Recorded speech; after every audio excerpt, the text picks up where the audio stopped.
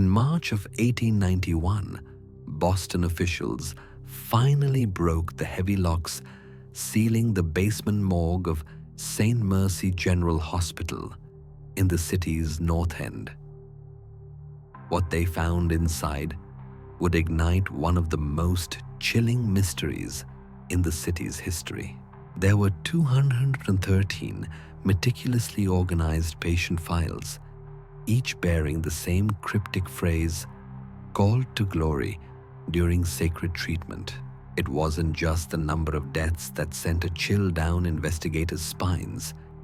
It was the uncanny uniformity of the symptoms described in the final entries. None of them matched any known illness from the era. The Catholic Diocese acted swiftly, sealing all records within hours. But it was too late. Investigators had already copied the most damning documents papers that revealed a pattern so disturbing, so incompatible with conventional faith, that it threatened to unravel the very belief system of Boston's Irish Catholic immigrant community. But before we dive deeper into the haunted halls of St. Mercy General Hospital, I have to warn you, this channel isn't for everyone. Only the boldest souls are willing to venture into the shadows of American religious history. Very few channels dare to tell the stories we tell here. So if you're someone who's not afraid to uncover what powerful institutions tried to bury, smash that subscribe button right now and let me know. Where are you listening from? Which city? Which state? Do you have the courage to be part of a community that chases truth, no matter how dark it gets? Because tonight, we're going deep into what really happened beneath the stone stairs of St. Mercy General Hospital. Our journey begins in 1874, but the roots of this story stretch back to a famine that scarred a nation. The Great Irish Potato Famine had driven hundreds of thousands to America's shores. They arrived with nothing but threadbare hope and unshakable faith.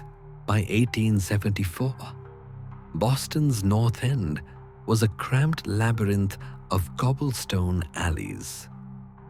Gaelic echoed more than English in the air. The Irish families who packed into aging three-story tenements had escaped starvation in their homeland, only to face new horrors in the so-called Promised Land. Yellow fever swept through neighborhoods like fire. Factory accidents mangled limbs and lives. Mothers died in childbirth at rates that shattered families. Protestant-run hospitals were expensive and often denied care to Catholics, outright citing moral conflicts with their faith.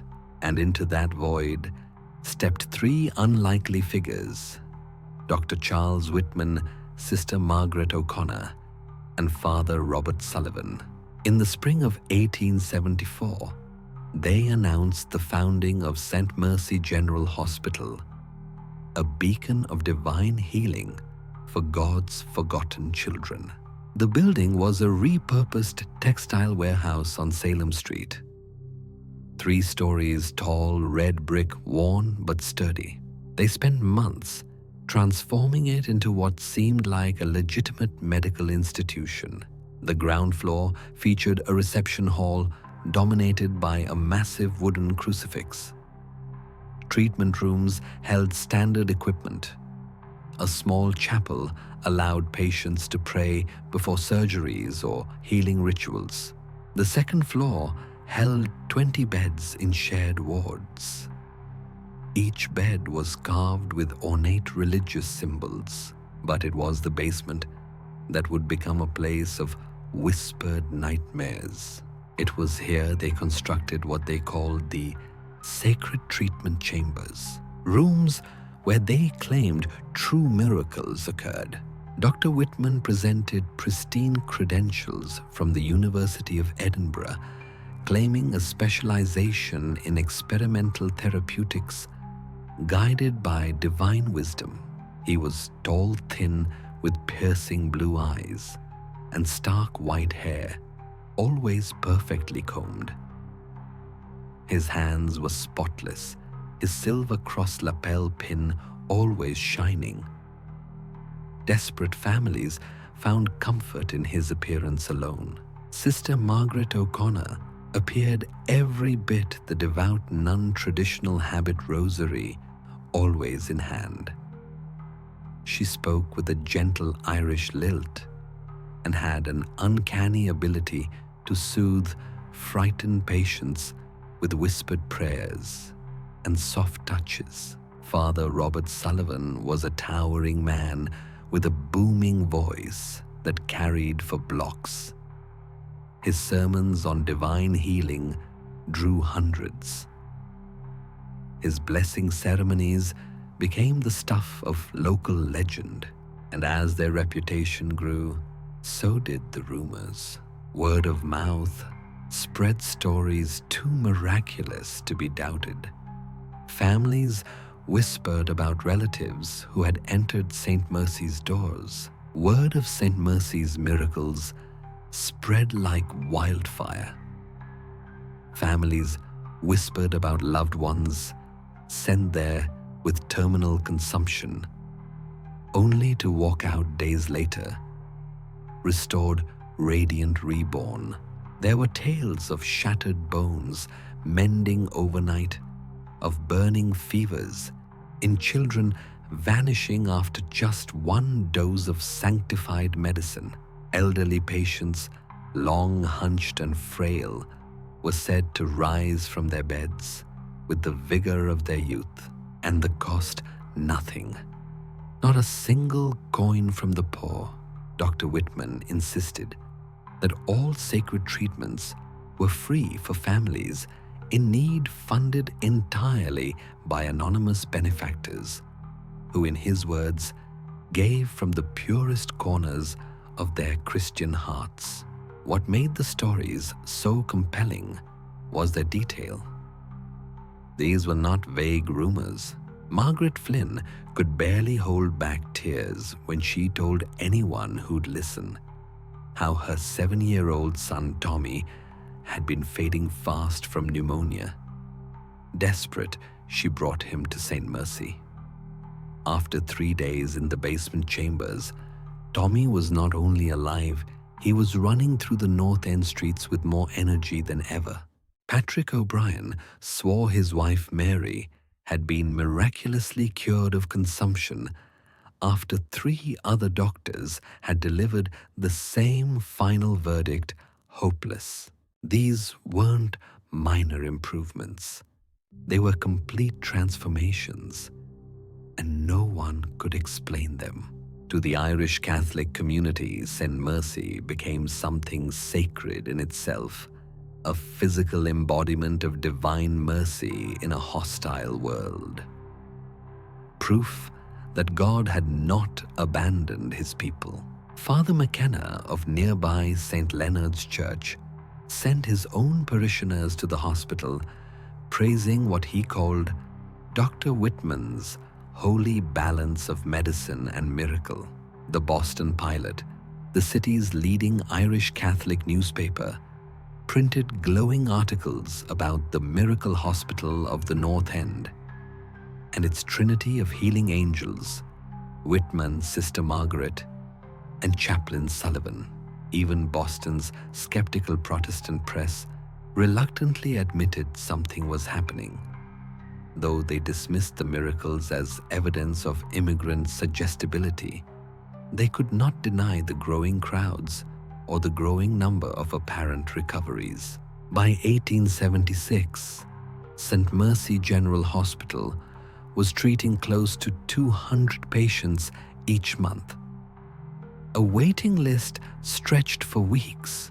Entire families camped outside the brick building, sleeping on the cobblestones, waiting for a chance to save a child, a mother, a father. Dr. Whitman soon established what he called a divine guidance selection process. He claimed he prayed over every patient's request for treatment and only accepted those whose spirits God had deemed ready to be healed. Far from discouraging people, this exclusivity only deepened the hospital's mystique and drove families to greater desperation to be chosen. Soon, the attention reached beyond the Irish Quarter. Physicians from across New England took notice. Dr. Harrison Wells of Massachusetts General formally requested to observe St. Mercy's so-called sacred procedures. He was politely declined. Dr. Whitman explained that divine healing could not take place under the gaze of doubt. Faith, he said, had to be pure, unmarred by scientific scrutiny. When pressed for details about his methods, Whitman would smile with gentle patience. He claimed he used traditional medical knowledge, yes, but it was infused with sacred rituals passed down through generations of devout healers. His medicines, he said, were purified by prayer, their healing properties blessed during elaborate ceremonies. He described them as spiritually elevated, far more potent than anything available from standard pharmacies. But on the misty morning of October 13th, 1876, that perfect image began to fracture. It was just after sunrise when 8-year-old Bridget McCarthy staggered out from the hospital's basement alone. Witnesses would later struggle to describe what they saw. Mrs. Catherine O'Malley, seated in the waiting room as her husband received treatment, was the first to react. She watched frozen in place as the child climbed the stairs with a movement so unnatural it was almost mechanical. She moved like a wind-up toy, Mrs. O'Malley later told investigators. Her little hands were clenched into fists so tight her own nails had drawn blood. Her arms hung stiff at her sides, her legs bending with strange jerks. Her eyes were wide open, but they didn't see. And the smell, dear God, the smell. It wasn't disinfectant. It wasn't medicine. Mrs. O'Malley whispered, her voice cracking. It was like rotting flowers, like something sweet that had died. Bridget's lips were moving constantly, but no sound escaped. When Sister Margaret O'Connor rushed forward to intercept little Bridget, the girl suddenly stopped and began to speak. But it wasn't English. Her voice carried an eerie, resonant tone so unnatural that several people in the waiting room instinctively crossed themselves. The language sounded like Latin, but not the familiar rhythmic Latin of Sunday Mass.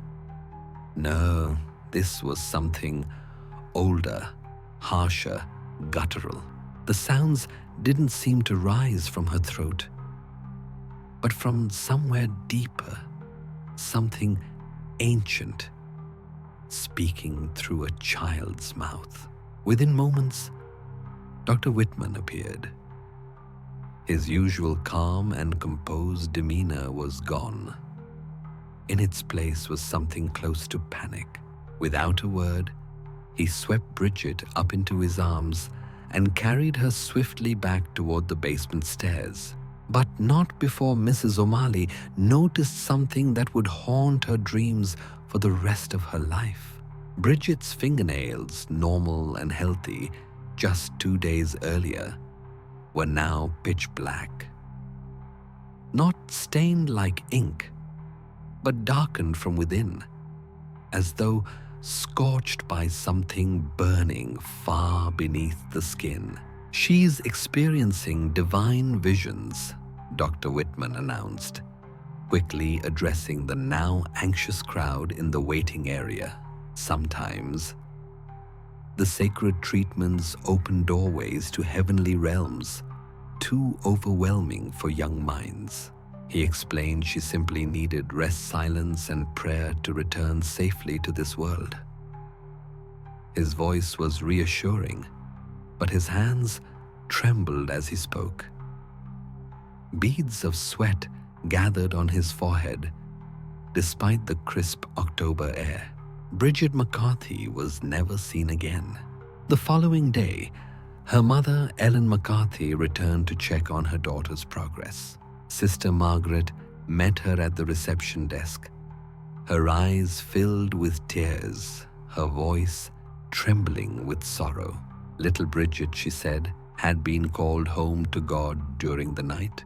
Her small heart, they claimed, could not withstand the overwhelming joy of divine communion.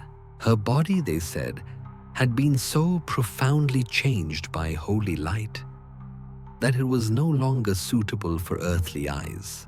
It had already been blessed and laid to rest in the hospital's private cemetery behind the building.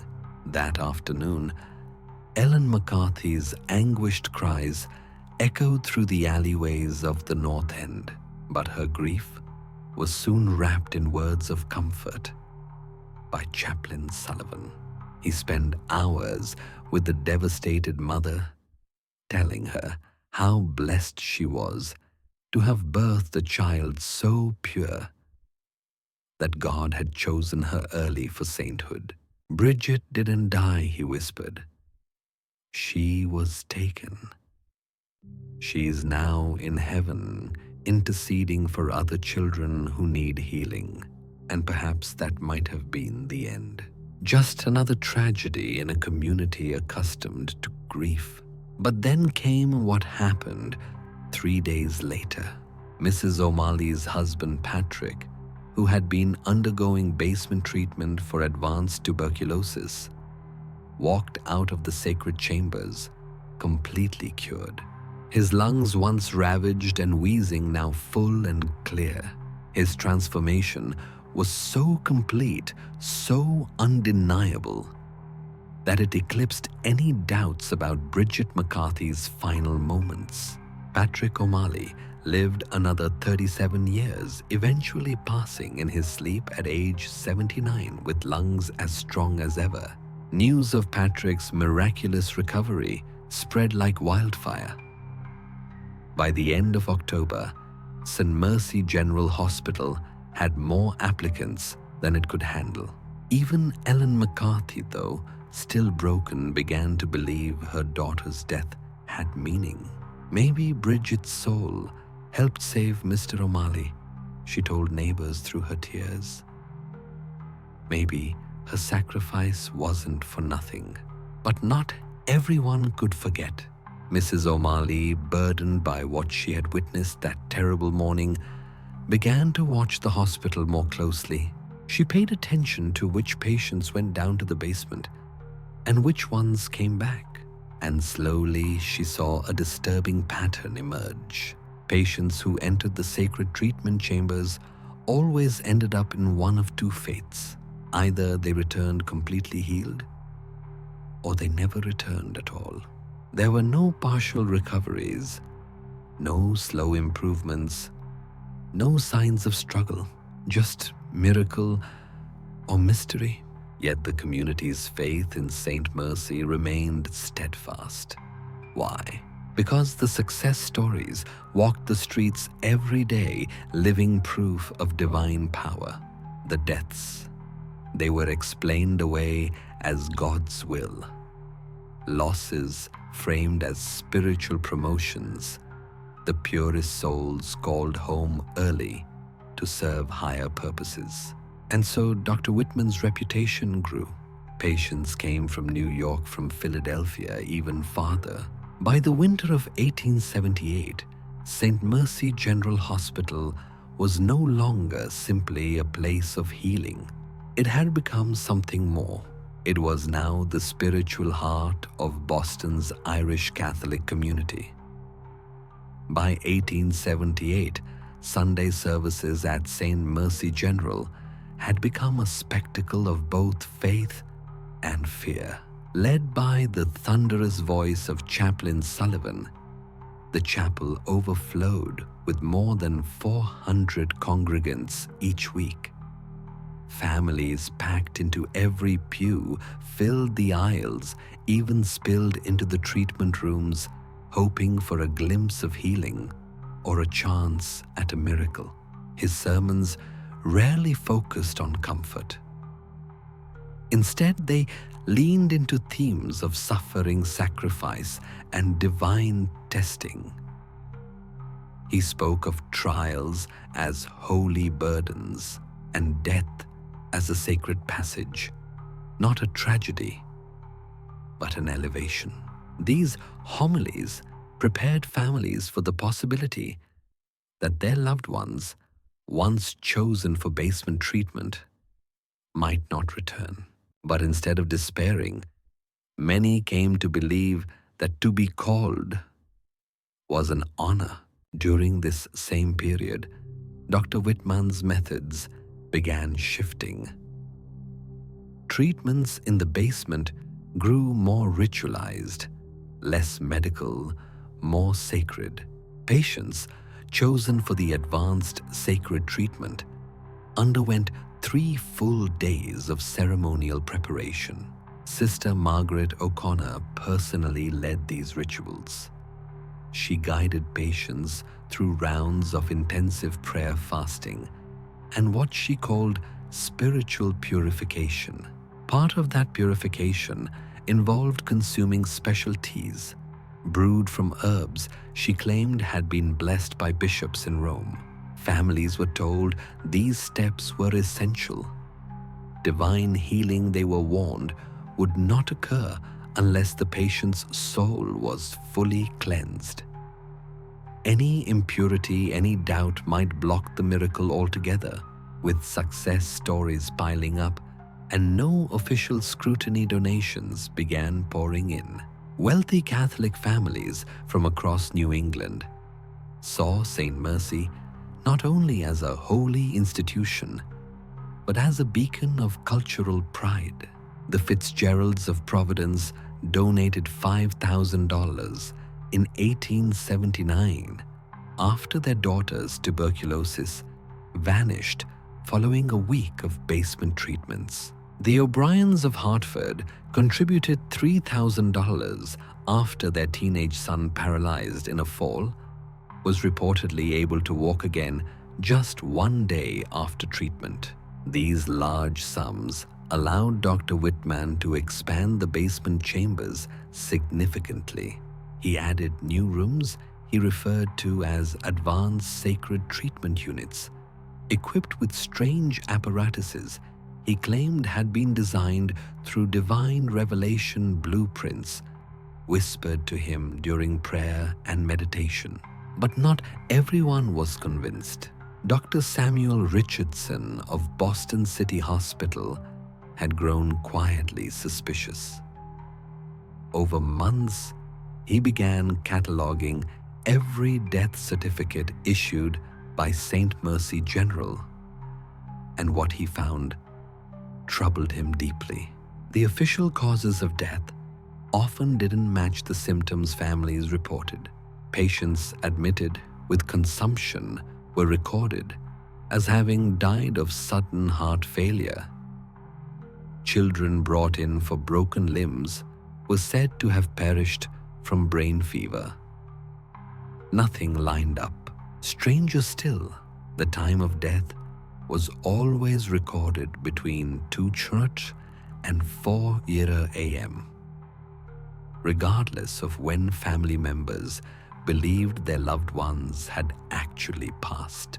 Dr. Richardson's concern deepened when he tried to examine a few of the bodies after burial. He visited Flanagan's funeral home, a modest establishment that served the city's poorest residents, many of whom were former St. Mercy patients. Michael Flanagan, the funeral director, had his own doubts. He told Richardson that the bodies from St. Mercy always arrived in sealed coffins accompanied by strict instructions. Do not open under any circumstances. They say it's for public health, Flanagan said uneasily. But I've been handling diseased bodies for 20 years. I've never seen restrictions this tight. They drop the coffins off in the middle of the night. Always 2 men. They wait until I sign the paperwork. And then vanish. Something about it just doesn't sit right. When Dr. Richardson brought his concerns to city health authorities, he was stonewalled. St. Mercy General, they told him, operated under the direct protection of the Catholic Diocese of Boston. Any inquiry would require approval not from the city, but from the church, and the church had no interest in an investigation. Bishop John Joseph Williams himself had visited the hospital on several occasions. He publicly praised Dr. Whitman for blending science with sacred purpose. The bishop's endorsement created an invisible wall around St. Mercy, one that neither civil authorities nor medical skeptics could penetrate without appearing to attack the church itself. But outside the system, someone else was digging.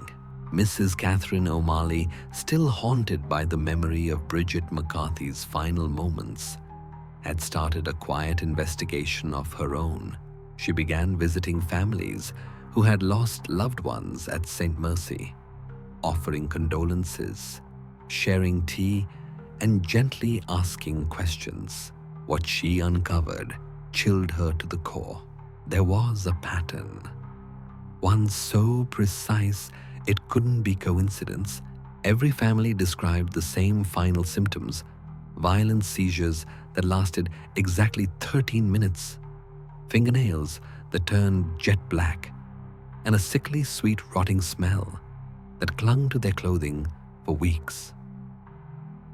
But what haunted Mrs. O'Malley most were the accounts of what happened right before death. Witness after witness described final moments that defied explanation, transformations of speech, personality, even apparent cognition. Several grieving family members told her the same unsettling thing: their loved ones had begun to speak in languages they had never learned, voices not entirely their own. Sarah Murphy remembered her husband's last hour with tears in her eyes. He wasn't conscious, at least not like we'd understand, she whispered to Mrs. O'Malley. But he kept reciting numbers, long strings of them, over and over again. 73 on force, 4, 41.7, 92.1. He'd pause exactly 30 seconds, then start again. His voice changed to deeper, slower, like someone else was speaking through him. Then there was Thomas Kelly, whose daughter had died just days earlier. She started describing places, he said, visibly shaken. Rooms she'd never seen. People she couldn't have known. Mary talked about walls lined with bottles of strange colored liquid. Men in white coats writing in leather-bound books. She described a building across town in perfect detail, how many windows it had, who worked inside. But it wasn't like a child pretending, he said, his voice cracking.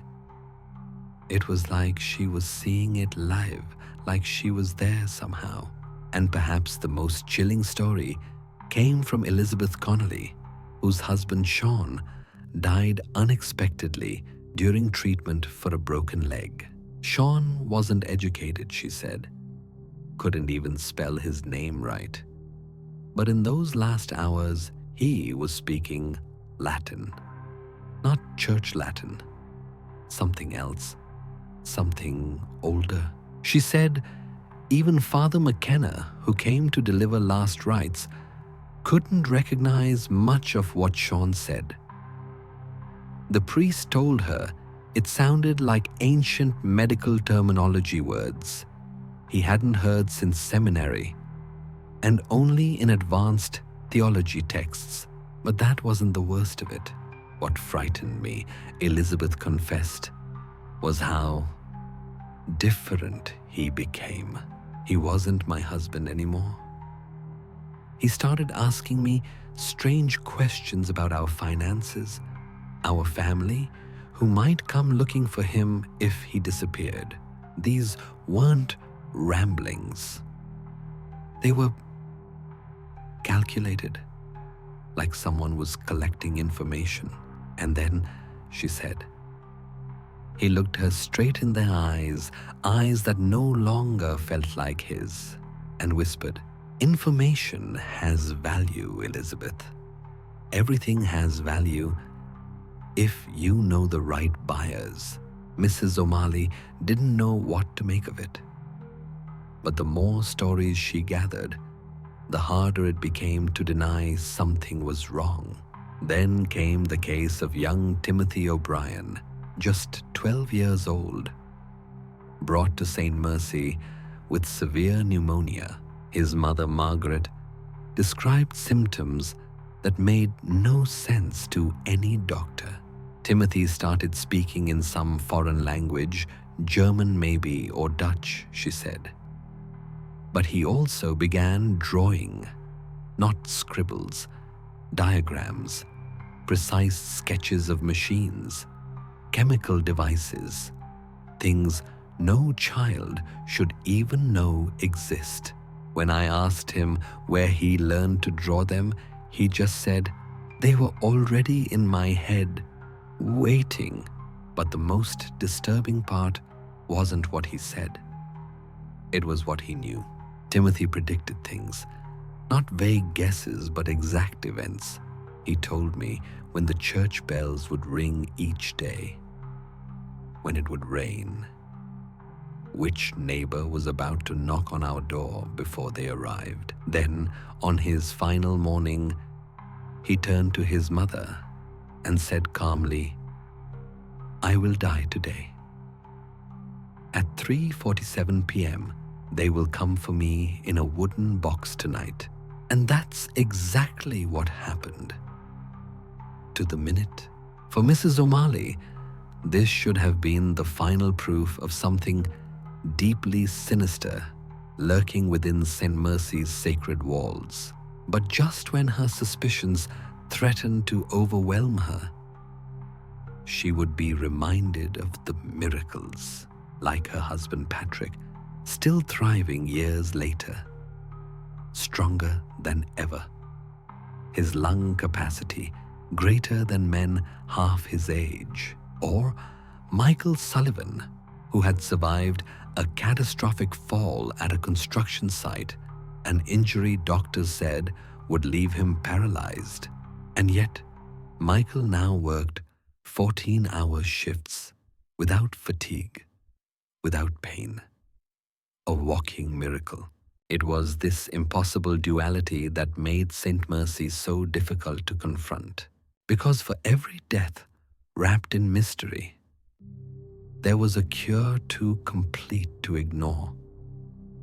These miraculous recoveries were impossible to ignore, too vivid, too specific, too real, and that's what made it maddening. For every disturbing death, there was a recovery so complete, so medically implausible.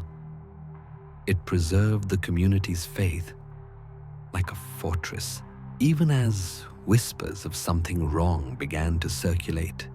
They were drowned out by the power of what people saw walking miracles on cobblestone streets.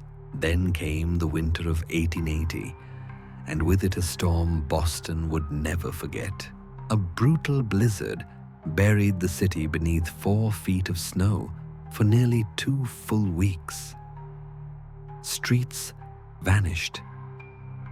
Telegraph lines collapsed. The North End became a frozen island cut off entirely from the outside world. During this strange isolation, neighbors began to report something deeply unsettling.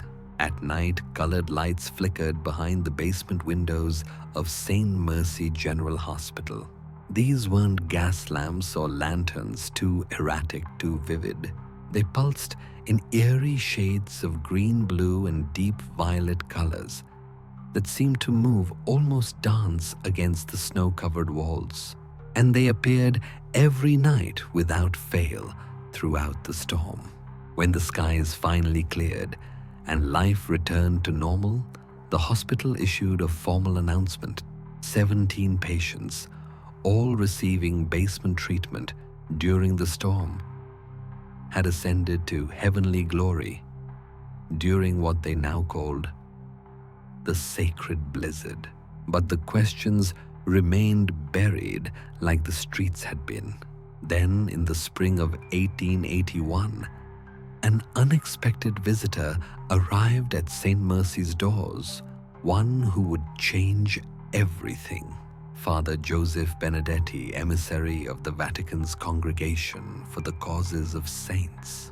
He had been sent from Rome after reports of St. Mercy's miracles reached the highest levels of the Catholic Church. But Father Benedetti was no ordinary parish priest. He was, by reputation, a quiet destroyer of false miracles. For 15 years, he had traveled through Europe investigating divine claims with a scholar's mind and a skeptic's heart. He spoke fluent English with a soft Italian accent, and his questions had a way of unraveling secrets no one meant to share. What made him especially dangerous to fraud was his scientific training. He had studied chemistry and anatomy at the University of Bologna before joining the priesthood. Father Benedetti was a small man in his 60s with sharp gray eyes that seemed to slice through pretense. And when he arrived at St. Mercy, he did not announce himself with fanfare. He simply asked to see the truth.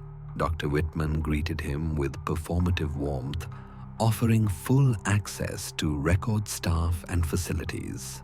"We have nothing to hide from God's representative," he declared to the public. But Mrs. O'Malley noticed what others missed, how the doctor's hand trembled slightly as he shook the priest's. "Our work here is blessed by divine grace," Whitman said, "and we welcome any opportunity to demonstrate the power of faith and medicine combined." Father Benedetti got to work immediately. He began with the hospital's own records, specifically the cases of so-called miraculous healing, and quickly a pattern emerged. The before records were thorough, detailed accounts of symptoms, labored breathing fevers, broken bones, even exact measurements of pulse and temperature. But the after records, they were practically blank. Most contained only one sentence: "Patient responded completely to sacred treatment. All symptoms resolved. Discharged in perfect health. No notes on procedure. No recovery timeline. No medical explanation." When Father Benedetti asked to speak directly with the patients, more barriers appeared. Many of the most celebrated miracles had strangely moved out of Boston just weeks after their recoveries. No forwarding addresses.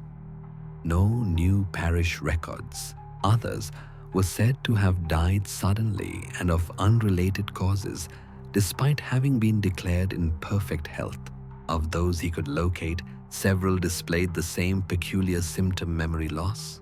They could remember entering the basement and waking up fully healed. But what happened in between was a blank. Michael Sullivan, the construction worker who had survived a catastrophic injury, agreed to meet with Father Benedetti. But his recollection was foggy, unnervingly so. "It's strange, Father. he said, scratching the back of his neck. I remember Sister Margaret giving me some sort of tea. It tasted bitter, like almonds. After that, it's a blur. I think I dreamed or floated. I could see my body from above, and there were men in white coats, doing something. I couldn't see clearly. Michael paused, then added in a hushed tone, when I woke up, I could move again, stronger than before the accident. But he leaned in closer. Sometimes I dream I'm back in that place, and it's hot and cold, both at once. And there are voices, speaking in languages I don't understand. Father Benedetti's investigation reached a turning point the moment he requested something bold permission to witness one of the sacred basement treatments firsthand. At first, Dr. Whitman agreed with a serene smile. But what followed were conditions each more unsettling than the last. The priest, he said, would need to undergo the full 3-day purification ritual just like the patients. He would also be required to take a vow of silence, swearing never to speak of anything he witnessed during the treatment. And most troubling of all, he would need to consume the same sanctifying substances given to patients. Only then, Whitman insisted, would he be spiritually prepared to observe the miracle in its true form. To most, this might seem like an elaborate expression of faith, but to Father Benedetti, it was a glaring red flag. In all his years investigating divine healings across Europe, from bleeding statues to spontaneous recoveries, he had never encountered a true miracle that required secrecy silence or ingesting unknown substances. Genuine divine interventions he believed could be witnessed by anyone.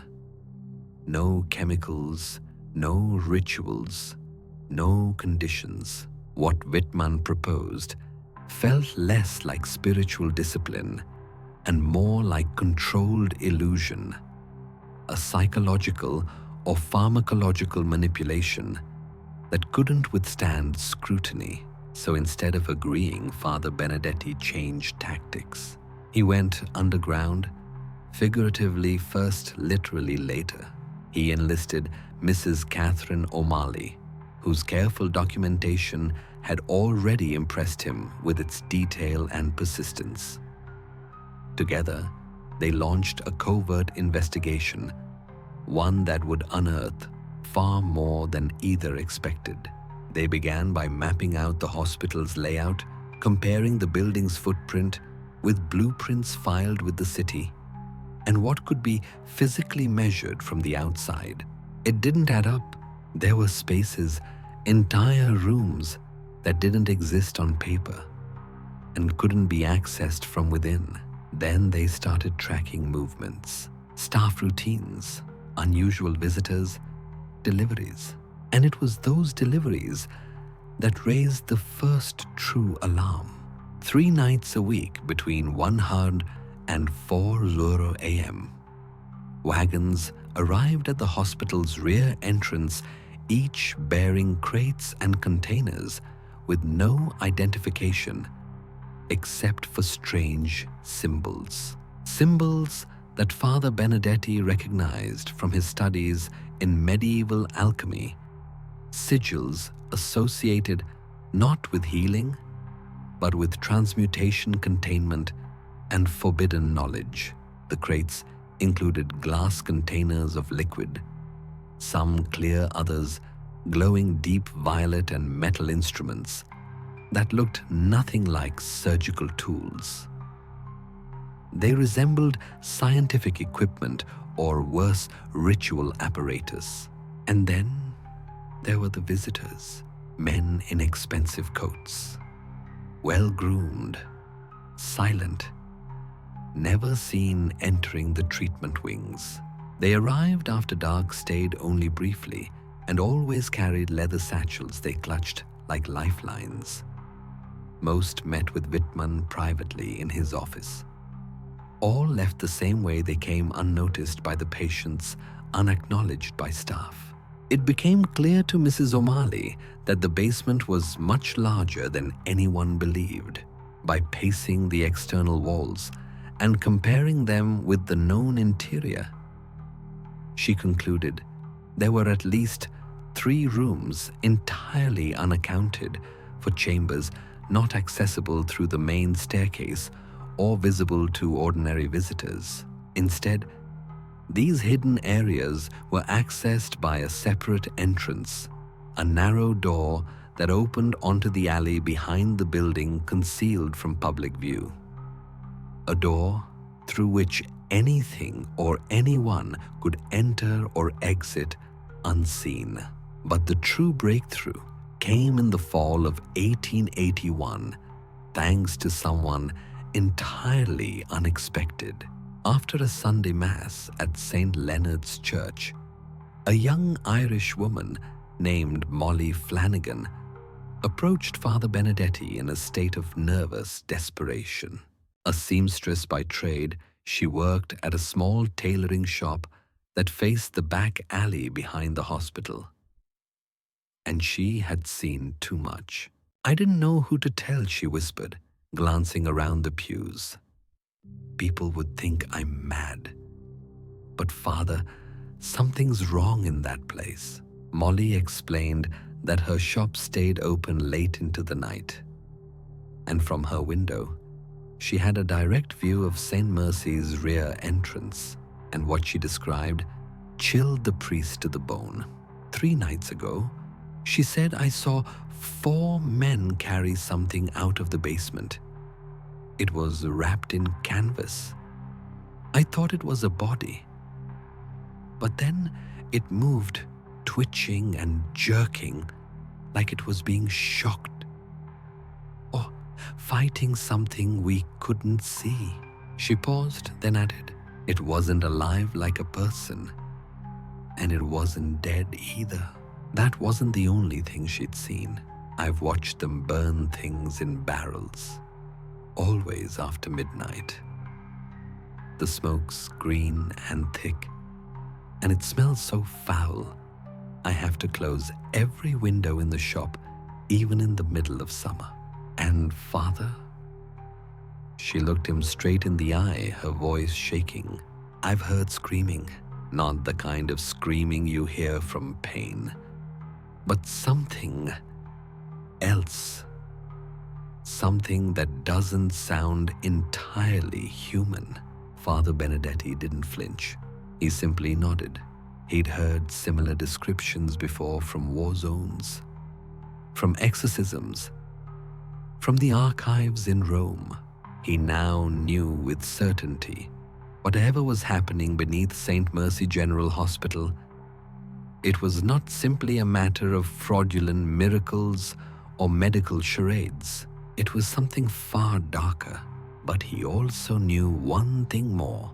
Before he could confront the church or the city or the public, he needed evidence.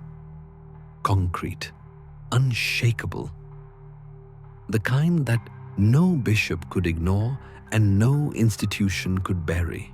Because if he was right, this wasn't just a case of deception. It was something sacrilegious, something inhuman, something ancient. Determined to uncover the full truth, Father Benedetti began spending nights in the back room of Molly Flanagan's tailor shop, quietly watching St. Mercy General Hospital's rear entrance through a cracked, dusty window pane. What he saw from that narrow alley window would stay with him for the rest of his life. On the night of October 3rd, 1881, just past 2 in the morning, 4 figures emerged from the hospital's back door. Dr. Charles Whitman, Sister Margaret O'Connor, and 2 unknown men in stark white coats. They weren't carrying medical supplies. They were hauling a wooden chest roughly the size and shape of a coffin. And it was making noise, not the creaks and groans of shifting timber, but tapping. Rhythmic, deliberate tapping, like someone or something inside was knocking in a coded language. Benedetti froze, heart pounding. He watched as they loaded the chest onto a covered wagon. No urgency, no emotion, just mechanical efficiency. The wagon disappeared down the snow-lined cobblestones, headed toward the harbor district. 3 hours later, it returned empty. 2 nights later, Benedetti witnessed something else, something even more damning. A man in an expensive overcoat arrived at the same entrance. He carried a leather satchel and was greeted by Dr. Whitman himself. Their conversation was brief. No pleasantries, no introductions. The man handed over the satchel. In return, Whitman gave him a small glass vial filled with a thick, dark liquid. The stranger held the vial up to the moonlight and examined it like a chemist inspecting a compound he already understood. It wasn't a medical exchange. It was a transaction clinical calculated and undeniably illegal. That night, Father Benedetti made a decision. He would enter the hospital's hidden basement himself. No more watching from shadows. No more hoping for someone else to act. It was time for truth. Using his knowledge of staff routines and layout gaps in the architecture, Benedetti slipped into the hospital grounds under cover of darkness on the night of October 8th. He reached the side alley and forced open a small basement window that faced away from the main road. What he found inside would change him forever. The hidden chambers beneath St. Mercy General Hospital were not for healing. They were a laboratory, 6 rooms, none of which appeared on official blueprints, had been excavated beneath the hospital's foundations. And each one was more horrifying than the last. The first room was a sprawling lab filled with chemical equipment. Distillation coils, pressure chambers, and hundreds of glass containers lined the walls. Fluids of every imaginable color glowed faintly under oil lamplight. But it wasn't the equipment that chilled Benedetti. It was the notebooks, dozens of them, written in 3 distinct handwritings. Each page a record of experimentation on humans, dosages, reactions, failures, deaths. The research had been meticulously categorized. One set of files tracked neurological experiments using mercury-based solutions to alter consciousness, induce hallucinations, and erase memory. Detailed tables documented how long it took for patients to forget their names, their families, or even themselves. Another section covered cardiovascular stress testing, poisoning the heart in slow increments to determine the maximum dosage a human body could tolerate before succumbing. But the most unsettling notes were filed under a label that made Benedetti's hands shake. CTE protocols, cognitive transference experiments. These weren't healing techniques. They were attempts to chemically rewrite identity. The experiments described patients speaking fluent Latin. They'd never studied performing advanced mathematics, despite no education, and describing faraway locations in minute detailed places they had never seen but knew intimately. The researchers believed they were tapping into a universal consciousness, some shared reservoir of hidden knowledge. But Benedetti saw something far darker. They were opening minds, letting something else in. In the corner of the lab stood a series of bizarre machines, unlike anything Benedetti had seen outside occult texts and fringe science lectures. Copper coils circled large glass vessels inside which floated human organs preserved in greenish solution. Some of the hearts were still connected to wired electrodes. One brain, half dissected, was suspended in fluid with a note reading Subject 14B. Final utterances included Sanskrit numeral patterns despite illiteracy, dosed with variant Th, transferred to containment. Containment. It was no longer just experimentation. There were attempts to extract something from these dying minds, something valuable enough to sell in vials to strangers in moonlit alleyways. One long shelf held injection devices, syringe guns with precision calibrations designed for spinal insertion and direct cerebral injection. Their tips were stained black. The walls were lined with specimen jars, each labeled with cryptic codes. CTX-9 temporal lobe, post-mortem language burst. Ester-17 pineal tissue, exposed to current. F-33 blackening of fingernails. Cross-reference W subject McCarthy, and beside each jar, a short note on the subject's final behavior. Some laughed uncontrollably. Some spoke in unfamiliar languages. Some predicted their own deaths to the exact minute. And all of them were gone. Father Benedetti closed the last notebook, his mouth dry and hands shaking.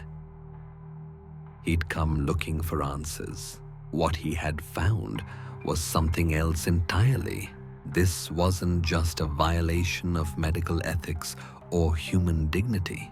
It was a gateway, and someone or something was waiting on the other side. From his hidden vantage point deep in the hospital's sublevel, Father Benedetti suddenly froze. Voices. Two of them. One male familiar, the other female chillingly unfamiliar. Peering through a narrow crack in the storage wall, he could see Dr. Charles Whitman speaking in hushed, hurried tones with a woman he did not recognize. The Vatican investigator is getting too close. Whitman hissed, his usually polished accent slipping, revealing sharp Germanic edges. Benedetti has been asking about patients who can't be produced for interviews. If he uncovers the basement operations, 16 years of work will vanish, and our European contracts will collapse overnight. It wasn't just panic in his voice, it was desperation. The second voice replied with perfect calm, carrying a crisp British accent, cool and commanding. "Dr. Weissman," she said, using his true name, "your emotional attachment to this charade is becoming a liability." Her words hit like ice water. The syndicate has extracted all usable data from this experiment. 213 test subjects. Pharmaceutical data worth over $400,000 in European markets. The Irish population experiment has served its purpose. Father Benedetti's blood ran cold. In all his years chasing frauds and false prophets, he had never stumbled into something this calculated, this vast, this inhuman. He listened breath shallow as the woman laid bare the full scope of their conspiracy. Our buyers in Vienna, Berlin, and London have received complete documentation, tolerance levels, reaction intervals, mortality rates for 47 compounds. The morphine tolerance studies alone will push anesthetic research forward by decades. She paused, then added, "The hallucinogen response data has military applications. Our contacts are quite satisfied." Whitman responded, not with protest, but with chilling pride. "The beauty of this operation is the perfect cover. Religious healing attracts the most desperate, the least educated. They don't ask questions about strange symptoms. They accept miracles without medical proof." He continued, his voice steady, now colder. "The Irish have been ideal. Cut off from mainstream institutions, easily manipulated by symbols of faith.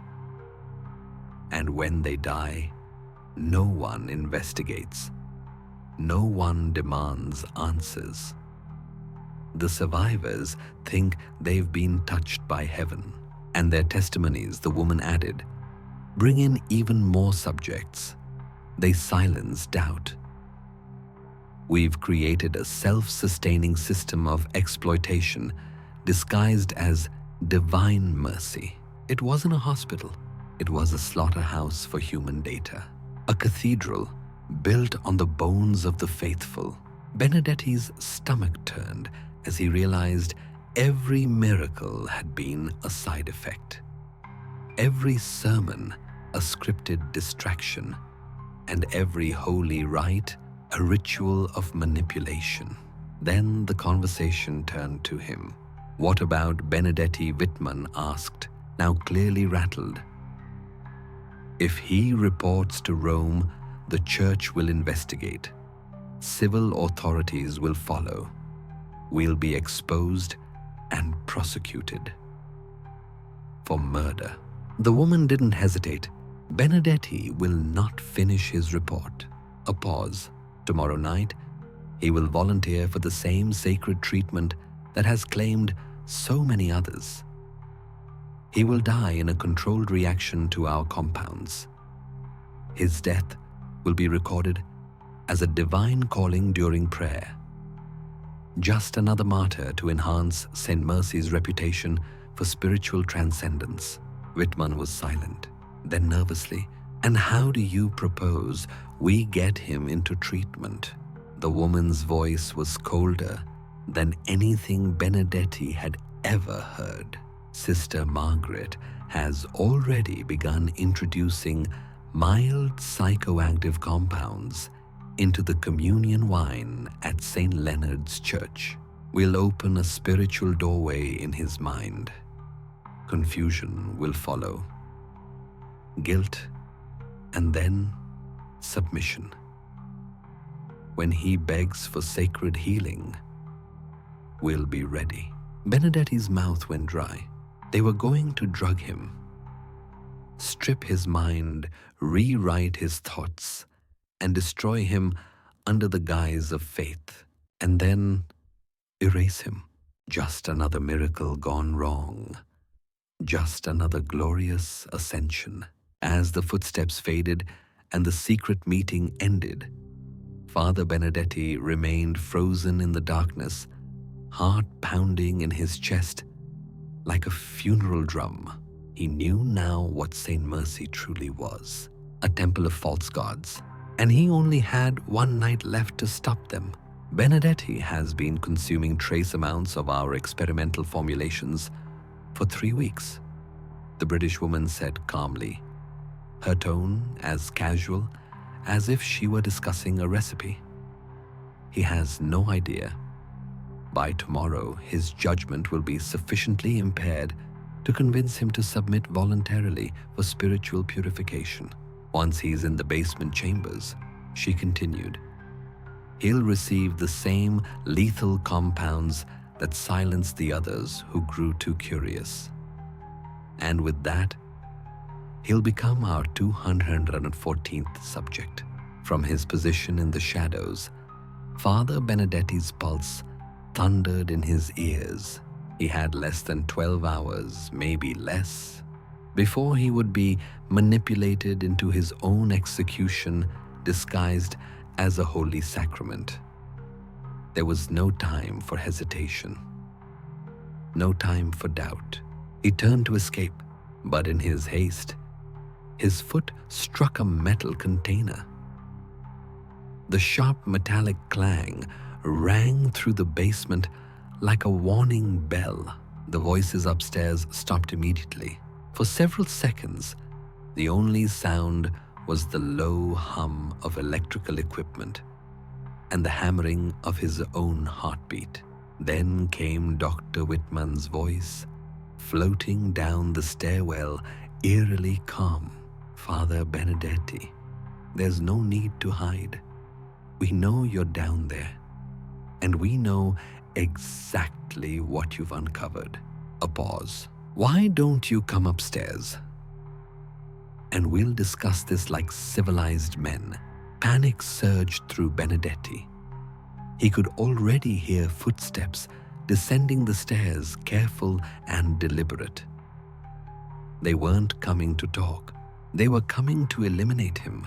Clutching the photographs and patient files he had just risked his life to obtain, the priest darted toward the narrow basement window, his only exit.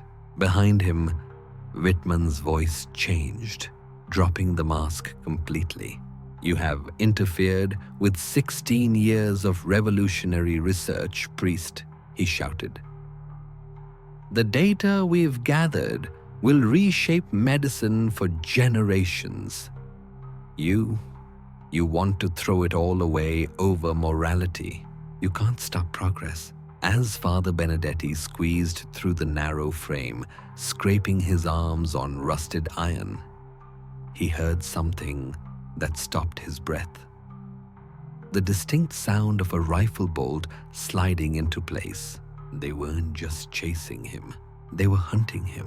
Benedetti hit the icy cobblestones of the alley behind St. Mercy, clutching the evidence of one of the most monstrous crimes in American history. Without looking back, he ran faster than he had in decades, vanishing into the labyrinthine streets of Boston's North End, where gas lamps flickered in the pre-dawn haze and snow still clung to rooftops like dust from a burial shroud. His destination was clear Boston City Hospital, the one man who might believe him. Dr. Samuel Richardson had long suspected something sinister behind St. Mercy's miracles. If anyone could help decode the horrors in those documents before it was too late, it was him. By the time Benedetti burst through the doors of Richardson's office, sweating, winded, and bleeding, dawn was rising over Boston's snow-covered skyline. Together in the weak amber glow of gaslight, the two men pored over the evidence.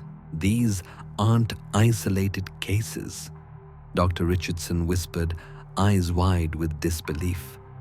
"This is industrial-level pharmaceutical testing on humans." He pointed to the charts. "Look here. Dosage progressions. They're pushing compounds until the subject's organs fail. These are intentional lethal thresholds. And this compound, it's not even in circulation. They're using experimental chemicals from Europe, some of which I've only seen referenced in obscure German journals." Page after page revealed a systematic operation that spanned continents.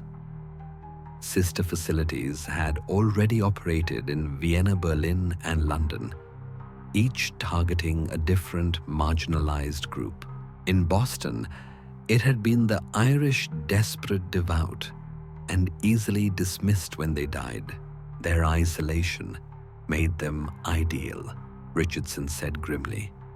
No connections, no money, and no questions asked when a body doesn't come home. Together, Benedetti and Richardson faced a terrible dilemma. How could they expose a conspiracy this vast, this powerful, without tipping off the perpetrators. If they moved too quickly, the syndicate would scatter like shadows in sunlight. If they waited too long, more victims would be claimed, and the evidence might disappear forever. What they needed was a way to bring everything crashing down at once, and they would only get one chance.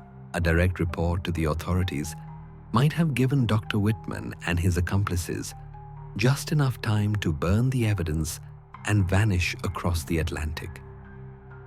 So instead of sounding alarms, Father Benedetti and Dr. Richardson devised a bold strategy. They would trigger simultaneous raids, not only on St. Mercy General Hospital, but also on several off-site storage locations identified in the recovered documents. The plan was surgical: hit them hard, hit them fast, and hit them all at once. At 6:00 a.m. on October the 9th, 1881, as nurses and staff transitioned into the hospital for the morning shift, Father Benedetti presented his evidence to Bishop Williams, the highest-ranking Catholic official in Boston. At the same moment, Dr. Richardson arrived at the city police headquarters, flanked by federal investigators armed with proof of systematic human experimentation and murder.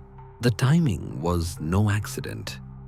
The shift change provided maximum access to staff members without alerting key figures who might otherwise flee. What the investigators found inside St. Mercy's basement surpassed even the worst of Benedetti's expectations. In addition to the secret chemical laboratory, officers discovered a hidden sub-basement shielded behind a false wall containing industrial preservation tanks filled with human organs, rows of dissected tissue samples, and anatomical diagrams annotated in multiple languages. Bundles of letters and ledgers provided shocking detail names of buyers in Berlin, Vienna, and London elite medical institutions that had purchased human body parts for research, asking no questions about their origins. The operation wasn't just about pharmaceuticals. It was an international human trafficking ring dealing in organs, tissue, and experimental data, all harvested under the guise of divine healing. Dr. Klaus Weissmann, known to Boston's faithful as Dr. Charles Whitman, was arrested in his office while frantically attempting to burn files in his fireplace. Investigators found his safe stuffed with money orders, coded correspondence, and chemical formulas never seen before on American soil. Margaret Osborne, the woman calling herself Sister Margaret O'Connor, was apprehended at the Boston harbor just minutes before boarding a ship bound for Liverpool. Her steamer trunks contained glass vials, notebooks, and patient records neatly organized and labeled in German, French, and Latin. Robert Steinberg, who had impersonated a Catholic chaplain for nearly a decade, initially escaped, but was captured 3 days later in New York, attempting to book passage to Hamburg using his real name. The arrests revealed what newspapers across the world soon called the St. Mercy Syndicate, a transcontinental web of illegal experimentation masquerading as charity, driven by the greed of pharmaceutical cartels. Using the documents retrieved from Boston authorities in London, Berlin, and Vienna, conducted coordinated raids, uncovering orphanages, convents, and private clinics used as parallel testing grounds. The scale of the conspiracy was unlike anything the world had seen, but the full horror came when investigators exhumed bodies from St. Mercy's private cemetery. Many coffins contained no human remains at all. Some held animal bones, others were completely empty. The implication was unmistakable. The corpses had been shipped overseas for post-mortem study and dissection. For the families of the 213 documented victims, the revelation was devastating. They had believed their loved ones died peacefully under the care of a hospital blessed by God. Instead, they had been sacrificed. Their bodies sold, their memories wrapped in lies and incense smoke. Even those who had been cured were left questioning everything. Patrick Ali, once hailed as a miracle survivor, now lived under the weight of unbearable guilt. "How can I be grateful for my life?" he asked Father Benedetti when it was bought with the lives of others. "Was I blessed or just lucky enough to survive the devil's bargain?" He was not alone in his grief.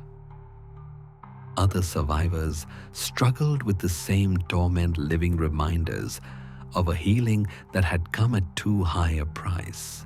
The scandal rocked both the medical and religious world. New laws were passed in Massachusetts and eventually across the United States, requiring federal oversight of medical testing.